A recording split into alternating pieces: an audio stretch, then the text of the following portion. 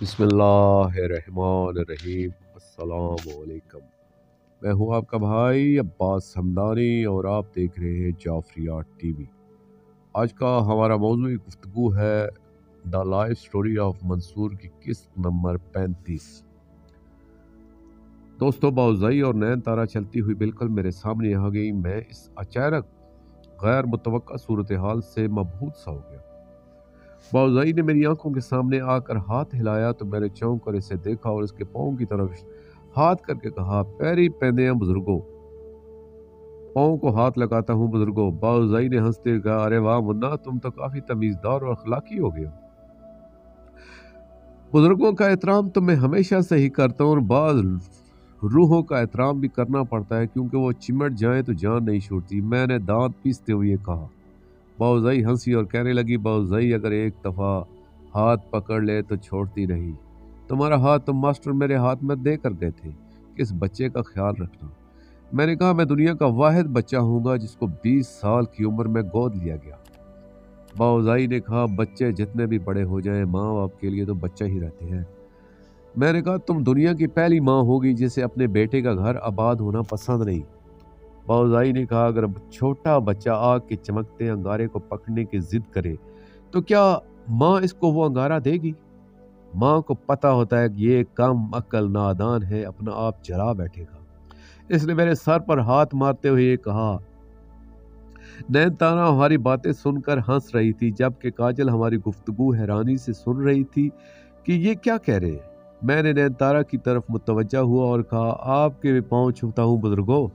نین تارہ اچھل کر پیچھے ہو گئی اور کہنے لگی، یہ آپ کیا کہہ رہے ہیں اور کر رہے ہیں؟ میں نے باوزائی کی طرف اشارہ کر کے کہا، اتنی بڑی بزرگ روح کی صحبت میں آپ بھی فیض حاصل کر کے بزرگ ہو چکی ہوں گی۔ نین تارہ نے کہا، اب آپ ایسا تو نہ کہیں، آپ ہی کے ساتھ آپ کی لڑائی رہتی ہے، آپ مجھ سے ناحق ناراض رہے ہیں۔ باوزائی نے کاجل کی طرف دیکھ کر کہا، یقیناً تم کاجل ہو، اور اسے گلے لگا لیا۔ پھر خود ہی اپنا اور نین تارہ کا تعارف کرانے لگی۔ کاجل نے بہت خوشی ہوئی اس سے مل کر کیونکہ اس نے ان کا ذکر سن رکھا تھا۔ باوزائی نے کہا، کاجل، منصور اور نین تارہ ایک دوسرے کو بہت پسند کرتے ہیں، قدرت نے چاہا تو شاید ان کی شادی ہو جائے، جس کا فی الحال تو میرے ہوتے ہوئے بالکل بھی امکان نہیں ہے۔ منصور بہت پریشان تھا اور بار بار کہہ رہا تھا کہ ایک دفعہ تم اور نین تارہ یہاں آ کر مل جاؤ تو ہم اسے سرپرائز دینے کے لیے اچانک پہنچ گئے۔ میں حیران ہو کر اس کا جھوٹ سن رہا تھا۔ باوزائی نے کہا، منصور، تم نین تارہ کو آشرم دکھاؤ اور ارجن کمار کے پاس آ جاؤ، میں اور کاجل وہیں جا رہے ہیں۔ میں بے بسی سے اسے دیکھ رہا تھا۔ نین تارہ نے کہا، لگتا ہے آپ ہمارے یہاں آنے سے خوش نہیں ہیں۔ میں نے منمناتے ہوئے کہا، ایسی بات نہیں، چلو میں آپ کو آشرم کی سیر کرواؤں۔ نین تارہ مجھے اپنی ٹریننگ کا احوال سناتی رہی اور وہ مسلسل باتیں کر رہی تھی اور میں ہوں ہاں کر کے جواب دے رہا تھا۔ نین تارہ نے کانگ فو اور یوگا کی تربیت لی تھی۔ اس نے مجھے بتایا کہ وہ روزانہ 18 گھنٹے پریکٹس کرتی رہی ہے۔ میں نے کہا، چلو اچھا ہے، کبھی دیکھوں گا آپ نے کیا کچھ سکھا ہے۔ یوں ہم باتیں کرتے ارجن کمار کے پاس پہنچے جہاں سے پتہ چلا کہ سب مرکزی ہال میں جمع ہے کیونکہ آج گرو مہاراج کا لیکچر تھا۔ ہم ہال میں پہنچ کر اپنی مخصوص جگہ پر بیٹھ گئے۔ گرو مہاراج کے آشرم میں ہر مذہب کے لوگ آتے تھے اور ان میں سے کچھ پارسی مذہب کے ساتھ تعلق رکھتے تھے، اور ان کے مذہب کے بارے میں جب کچھ لوگوں نے سوال کیے تو گرو مہاراج نے آج ان کے بارے میں گفتگو کرنی تھی۔ گرو مہاراج اپنے مخصوص انداز میں گفتگو کا آغاز کیا اور کہنے لگے، ہمارا موضوع آسمانی پیغام اور آخری نجات دہندہ چل رہا ہے۔ اس سلسلے میں آج ہم جناب زرتشت کے حالات زندگی اور تعلیمات پیشگوئیاں بیان کریں گے۔ آج سے تقریباً 3695 سال پہلے آریہ نسل عراق سے ایران منتقل ہوئی، جس میں سے آدھی ایران میں رہ گئی اور باقی آریائی لوگ ہندوستان میں آ گئے۔ جو ہندوستان میں آریہ لوگ آباد ہوئے، ان کی ہدایت کے سلسلے میں جو ہادی آئے، اس ضمن میں کچھ کے بارے میں ہم ذکر کر چکے ہیں، کچھ کا آگے ذکر آئے گا، مگر جو آریہ نسل ایران میں رہ گئی تھی ان کو بھی ہدایت کی ضرورت تھی، اس لیے ان میں بھی انبیاء مابعوث ہوئے۔ حضرت عیسیٰ علیہ السلام سے 600 سال قبل جب سامی نسل حضرت عزیر علیہ السلام مصروف تبلیغ تھے اور ہندوستان میں موجود آریہ نسل میں رام چندر جی اور ہمالیہ کی دوسری طرف منگول نسل میں مہاتما بدھ مت مصروف تبلیغ تھے، اس وقت ایران میں موجود آریہ نسل میں بھی نبی ہونا چاہیے تھا۔ ایران کا قدیم مذہب مجوسی آتش پرست مذہب تھا، اور ان کے بادشاہ کو نجومیوں نے بتایا کہ ان قریب یہاں ایک شخصیت ظہور پذیر ہوگی جن کا گھر رہ تہران میں ہوگا، اور اس نے آ کر دین مجوس کا کلا کما کر دینا ہے۔ لہٰذا اپنا دین بچانا ہے تو اس شخصیت کو تلاش کرو، لیکن ایک بات یاد رکھنا کہ انسانوں میں سے کسی نے بھی اگر ان کو قتل کرنے یا کسی قسم کا نقصان پہنچانے کی کوشش کی تو پوری قوم تباہ ہو جائے گی۔ اس دور میں سپنتا خاندان کی مغ فیملی، جن میں مذہبی رہنما بھی تھے، ان میں ایک شخصیت ہے جن کا نام پورو شاسب تھا، اور ان کا عقد دھیدو بی بی سے ہوا جو اپنے وقت کی پاک دامن اور پارسا خاتون ہے۔ ان کے گھر میں جناب زرتشت علیہ السلام نے جنم لیا، اور جس دن جناب زرتشت دنیا پر تشریف لائے، ایران کے شاہی نجومی نے بادشاہوں کو خبر دی کہ آج کے دن جو بچہ پیدا ہوا ہے یہ وہی شخصیت ہے۔ بادشاہ وقت نے جب جناب پورو شاہ سب کو حکم دیا کہ فوراً اپنا لخت جگر ہمارے سامنے پیش کرو۔ جناب پورو شاہ صاحب نے اپنے لخت جگر کو ان کے حوالے کر دیا، اور اب سب نے سوچنا شروع کر دیا کہ اس بچے کے ساتھ کیا کیا جائے، کیونکہ نجومی نے بتایا تھا کہ اگر کسی انسان نے انہیں نقصان پہنچایا تو تباہی ہوگی۔ اس دور میں جانور وغیرہ پالے جاتے تھے اور ان کے دودھ اور گوشت کا کاروبار کیا جاتا تھا، لہٰذا انہوں نے سوچا کہ اس بچوں کو گائے اور بھینسوں کے باڑے کے آگے رکھ کر ان کو ہمکاتے ہیں۔ جب سینکڑوں کی تعداد میں ایک ساتھ جانور بھاگیں گے تو ان کے پاؤں کے نیچے یہ شہید ہو جائیں گے اور کسی انسان کا ہاتھ بھی نہیں لگے گا۔ انہی کی کتاب دساتیر میں ہے، اس میں لکھتے ہیں کہ جب ان کو جانوروں کے سامنے رکھ کر جانوروں کے ریوڑ کو بگایا گیا تو جب سب سے پہلے گائے باہر نکلی، اس نے اپنے دونوں پاؤں جناب زرتشت کی حفاظت کی غرض سے ان کے گرد رکھ کر کھڑی ہو گئی، اور باقی جانور دونوں اطراف سے بھاگتے رہے اور جناب زرتشت کو کوئی نقصان نہ ہوا۔ اور مزے کی بات ہے، اس گائے کے نتنوں سے دودھ جاری ہو گیا، یعنی اس گائے کے تھنوں سے دودھ جاری ہو گیا جسے جناب زرتشت پیتے رہے۔ جب یہ منصوبہ ناکام ہو گیا تو انہوں نے ایک اور تجویز سوچی کہ ان کو کسی طرح آتش کے سپرد کیا جائے۔ ان کی کتاب میں ہے کہ جب جناب زرتشت کو آگ کے سپرد کیا گیا تو آگ گلزار ہو گئی۔ اب یہ جو خاصیتیں لکھی گئی ہیں یہ کسی نبی کے علاوہ نہیں ہو سکتی۔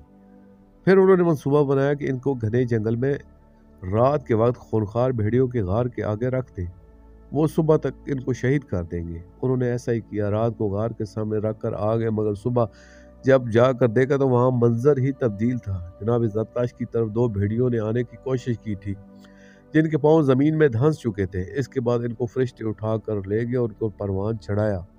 جب یہ چلنے پھرنے کے قابل ہو گئے تو اس دور کے ایک نیک اور بزرگ پاکیزہ بزرگ جن کا نام بزاکن زال تھا کے سپرد کر دیا گیا۔ وہ بزرگ ان کی حفاظت کی غرض سے دوسرے شہر دایا میں لے گیا، ان کو پروان چڑھایا۔ جب یہ جوان ہوئی اور 20 سال کی عمر کو پہنچے تو دایا شہر کے ساتھ ایک سنان نامی پہاڑ کی چوٹی پر پہنچ گئے اور کہا کہ اپنے حبیب کی ملاقات کے لیے جا رہا ہوں۔ پوری دنیا سے منقطع ہو کر 10 سال اس پہاڑی کی چوٹی پر گزارے۔ وہاں سے واپسی پر انہوں نے بتایا کہ دوران عبادت میں نے جو خدا کا تصور قائم کیا اس کا نام اہورا مزدہ ہے، اور اسے زندی زبان میں اہورا مزدہ پڑھا جاتا ہے۔ انہوں نے مزید بتایا کہ ایک دن مجھے ایک ذات کی زیارت ہوئی جن کا قد کم و بیش 50 فٹ کے قریب ہوگا اور ان کا جسم نورانی تھا۔ انہوں نے مجھ سے پوچھا کہ کیا چاہتے ہو؟ میں نے عرض کی میں آشا یعنی حق چاہتا ہوں۔ اس ذات نے پوچھا کس لیے آشا چاہتے ہو؟ تو میں نے عرض کی داروج یعنی باطل کو ختم کرنے کے لیے آشا چاہتا ہوں۔ انسانیت مصائب میں مبتلا ہے، اس کی وجوہات تلاش کر کے انسانیت کو راہ حق پر چلانا چاہتا ہوں۔ اس ذات نے فرمایا مجھے پہچانا؟ میں نے عرض کی آپ کو کون پہچان سکتا ہے؟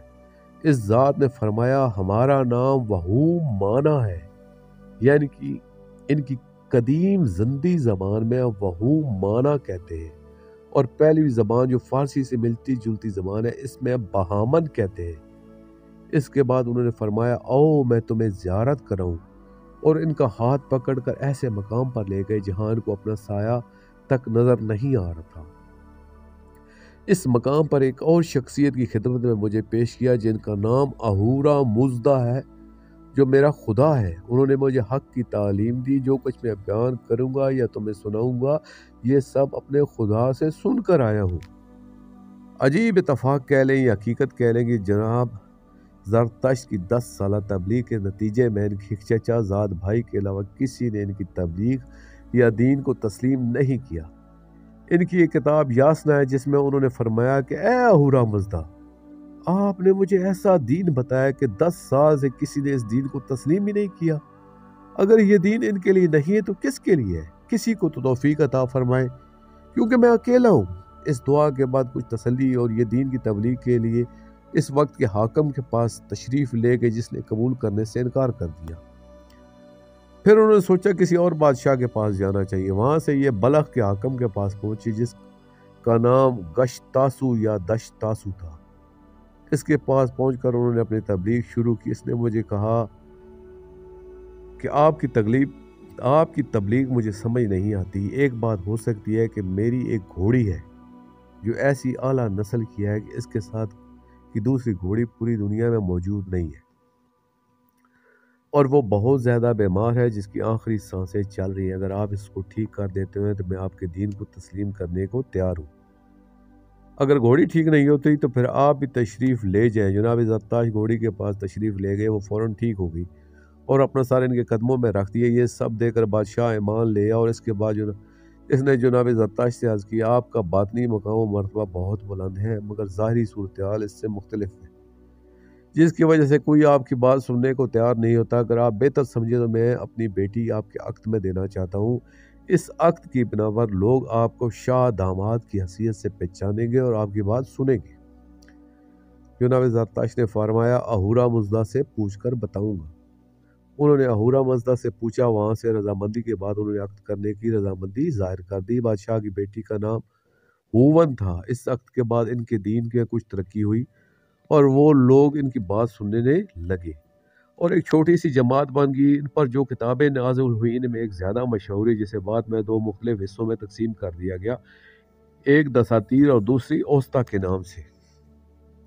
اس طرح پھر ان 2 کتابوں کے 2 حصے بنائے گئے۔ دراصل ان سب کتابوں کے مجموعے کا نام گاتھا تھا۔ بعد میں اس کے مختلف حصے بنا دیے گئے اور اس کو مختلف زبانوں، مثلا پہلے زندی زبان میں نازل ہوئی، پھر اسے میخی، پہلوی اور فارسی اور ترمزی زبان میں کنورٹ کیے گئے، اور اس طریقے سے ان کا مذہب پھیلتا چلا گیا۔ ایک بات واضح کر دوں کہ جناب ذوالقرنین جن کا تذکرہ کیا جاتا ہے 2 گزرے ہیں، یعنی ایک ذوالقرنین وہ تھے جو جناب نوح علیہ السلام کے بعد آئے۔ ان کے بارے میں مشہور ہے کہ جب وہ ہدایت کے لیے تشریف لائے تو ان کے سر پر کسی نے ضرب لگائی تو وہاں ایک سینگ نے جنم لیا، پھر جب دوسری طرف ضرب لگی تو دوسری طرف سینگ پیدا ہو گیا، جس کی وجہ سے انہیں ذوالقرنین کہا جاتا ہے۔ دوسرے ذوالقرنین کے بارے میں ہے کہ اس وقت 40 سال کے عرصے کو ایک صدی تصور کیا جاتا تھا اور اسے قرن کہا جاتا تھا۔ کیونکہ انہوں نے اسی سال تبلیغ فرمائی، اس لیے ان کو بھی ذوالقرنین کہا جانے لگا۔ ان کا ایرانی نام خسرو ہے، انگلش میں سائرس کہا جاتا ہے۔ خورش اور خوراش بھی ان کا نام ہے۔ ان کا اسلامی نام ذوالقرنین ہے اور یہ جناب زرتشت کے وصی ہیں۔ ان کے بعد دین کی تبلیغ انہوں نے فرمائی اور دین کو آگے جاری رکھا۔ قدیم مجوس آتش پرست مذہب کے لوگ ان کے دین پر آ گئے لیکن پھر واپس پلٹ گئے۔ انہوں نے لاشوں کو دفنانے کی اجازت دی لیکن مجوسی لاشوں کو دفن نہیں کرتے تھے اور نہ جلاتے تھے۔ ان کا عقیدہ تھا کہ لاش دفن کرنے سے زمین کی توہین ہوتی ہے اور جلانے سے آگ کی توہین ہوتی ہے، لہذا لاش کو دخمہ پر رکھ دیا جائے۔ دخمہ اس وقت ایک مینار تھا جسے مینار خاموشی بھی کہا جاتا ہے۔ اس پر رکھ دیتے تاکہ جانور اور پرندے سے کھا جائیں، یعنی جناب زرتشت سے پہلے مجوس اس عقیدے پر قائم تھے اور جناب زرتشت کے بعد پھر اپنے اس عقیدے پر چلے گئے، جس وجہ سے آج مجوس اور جناب زرتشت کے مذہب میں کوئی تفریق نہیں کی جاتی۔ جناب زرتشت کی تبلیغ کا نچوڑ یہ تھا کہ انہوں نے فرمایا کہ یہ کائنات جب عدم سے وجود میں آئی، اس کائنات کو اس کے خالق اہورا مزدہ نے پیدا کیا۔ اہورا کے معنی مالک ہے اور مزدہ یعنی دانا حکیم ہے۔ جب اس نے کائنات کو پیدا کیا تو بوجہ شدت ظہور وہ اپنی ذات میں غائب رہا، اور پھر اہورا مزدہ کی تعریف اپنی کتاب میں لکھتے ہیں کہ اے نیک پاک طاقتور یوم جزا کے مالک، اے روح اعلیٰ، اے صاحب قدرت، اے حقیقت محض، اے امی یرشا، یعنی وہ جس کا چہرہ کبھی فنا نہیں ہوتا۔ اس کے بعد فرماتے ہیں کہ خالق نے کائنات کو تخلیق کرنے سے پہلے اپنی ذات میں سے اپنی صفات کو جدا کیا جن کی تعداد 7 ہے، اور وہ ان 7 صفات کا نام ہے وہو مولو یعنی عقل کل، اہورا داترد قوت پروردگار، شاہ ترا اویرا یعنی منم کائنات، امر تاج یعنی حیات جاوید کا مرکز، استاد دہشت، ازلی صلہ، اسفنتا ارمایاتی یعنی صبر و برداشت کا مرکز۔ اس کے بعد فرمایا کہ جو ساتواں نام خالق نے خود سے جدا کیا وہ مذکر نہیں ہے، وہ نام ہے آرودی سوارنا اناتاتا یعنی بلند، پاکیزہ، ذی قوت، درخشاں، مستور۔ آگے وہ فرماتے ہیں کہ اہورا مزدہ کا نظام کائنات یہ 7 ذوات چلاتی ہیں، لیکن جب یہ دنیا تخلیق ہوئی اس پروردگار عالم نے 2 قوتیں بنائیں، ایک کا نام انگرا مینیو آہرمن تھا اور دوسرے کا نام سپنتا مینیو یزدان تھا، یعنی خیر کی طاقت اور رائے ہدایت کی ایک طاقت خالق نے پیدا کی۔ انگرا مینیو کی طاقت کو حکم دیا کہ اس خیر کی طاقت کے سامنے جھک جاؤ، اس نے انکار کر دیا۔ خالق نے فرمایا تم بڑی گستاخی کر رہے ہو، لیکن اس نے کہا راستہ اپنا اپنا ہے، میں اپنی شر کی طاقت استعمال کروں گا اور سمنتا مینیو اپنی خیر کی طاقت استعمال کر کے دیکھ لے کس کے ساتھ لوگ زیادہ شامل ہوتے ہیں۔ اس پر اہورا مزدہ خالق انگرا مینیو آہرمن پر ناراض ہوا اور اسے باہر نکال دیا۔ ان قوتوں کا تصادم مسلسل رہے گا، یعنی جب تک دن رات کا سلسلہ رہے گا خیر و شر کی آپس میں کشمکش بھی باقی رہے گی، لیکن کیونکہ یہ شر کی طاقت ازلی نہیں ہے اور خیر کی طاقت ابدی ہے، اس لیے شر کی طاقت مٹانے والا بھی ایک آئے گا۔ میں جب وید پڑھنے میں مصروف تھا تو ایک دلچسپ بات لکھی تھی کہ ایک راکشس کے مقابلے میں وشنو مہاراج نے آنا ہے، وہ نر سنگ یعنی ببر شیر کے روپ میں آئے گا اور اس کا خاتمہ کریں گے۔ اس طرح گاتھے میں بھی یہی موجود ہے کہ شر کی طاقت کو مٹانے والا بھی آئے گا اور اہرمن کی موت ہوگی، اس کے بعد خیر کا دور شروع ہو جائے گا۔ جناب زرتشت اپنی زندی زبان میں فرماتے ہیں کہ آخری دور میں شر کی طاقت ختم ہو جائے گی، لیکن اسے ختم کرنے کے لیے صرف حق کی طاقت کافی نہیں ہوگی، بلکہ آخری دور میں ایک آنے والی ذات آئے گی جس کا پہلوی زبان میں حاشر نام ہوگا اور زندی زبان میں اسے سوشیانت کہتے ہیں۔ جس وقت اہرمن کی قوت پوری دنیا پر غلبہ پا چکے گی، بظاہر حق پسپا ہو جائے گا، ظلم و جور، عدل و انصاف پر غالب آ جائے، اس وقت ایسی مستور کو جناب سوشیان زینت بخشیں گے جن کے رخ انور کی زیارت ان کے سرتاج کے سوا کسی نے نہ کی ہوگی، یعنی ان کے سرتاج کی نگاہ کے علاوہ کسی نے انہیں مس نہ کیا ہوگا۔ گرو مہاراج کہنے لگے جناب زرتشت کی تعلیمات اور پیشگوئیوں کے ساتھ ریلیٹڈ بہت زیادہ مواد اسلامی تعلیمات میں بھی موجود ہے جس پر کبھی ہم بات کریں گے۔ فی الحال ہمارا مقصد حضرت زرتشت کی تعلیمات کو واضح کرنا تھا کہ وہ بھی آسمانی نمائندے تھے اور ان کا دین بھی حق تھا اور انہوں نے بھی آخری زمانے میں ایک نجات دہندہ کا تصور دیا تھا۔ دوستو یہ مضمون میں نے دا لائف سٹوری آف منصور سے پیش کیا ہے اور آخر میں اپنے پاک شہنشاہ کی بارگاہ میں دعا کریں گے۔ اللہ جل یا ولی المظلومین اجر اللہ تعالیٰ فرجک و صلوات اللہ علیہ یا ربا محمد و آل محمد صلی اللہ محمد و آل محمد واجل فرج آل محمد صلی اللہ علیہ وآلہ وسلم۔